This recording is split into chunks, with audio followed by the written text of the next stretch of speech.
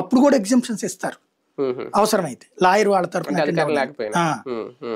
అదేంటంటే అక్కడ కూర్చోబెట్టుకుని జడ్జి గారు ఏం చేయాలి పెట్టుకుని, అంతే కదా. అట్లాగే తీర్పు ఇచ్చే టైం రోజున మాత్రం ఉండాలి కంపల్సరీ.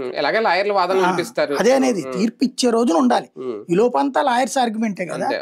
సాధారణ నిందితులు అయితే కనుక అక్కడ ఉండమంటారు, అది నడుస్తుంది. లేదా వాళ్ళు ఉండకపోయినా కూడా జడ్జిలేం అడగరు.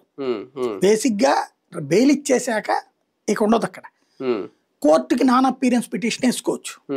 ఈ కామన్ థింగ్ ఇది బేసిక్ గా. ఇప్పుడు ఈ కేసులో జగన్ కేసుల్లో డిశ్చార్జ్ పిటిషన్ల మీద విచారణలే ఇంకా నడుస్తా ఉన్నాయి. ఇప్పుడు డిశ్చార్జ్ పిటిషన్లు వీళ్ళు చేసిన తప్పు ఏంటంటే పదే పదే ఎవడో ఒకటి చేతనే వేపిస్తున్నారు. వీళ్ళు టాక్టికల్ గా వాడుతున్నారు దాన్ని.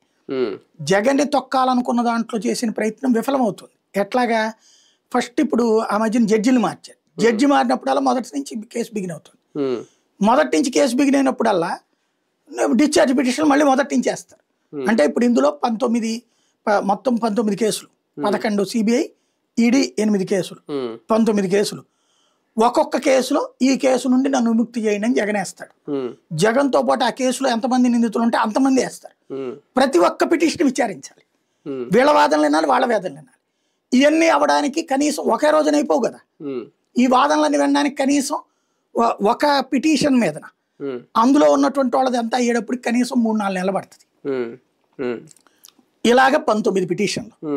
ఈ లోపు